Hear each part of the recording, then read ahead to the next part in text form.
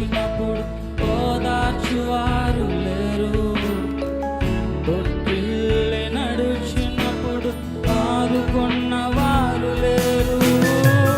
ఒంటరిగా ఏడ్చినప్పుడు ఓదార్చువారు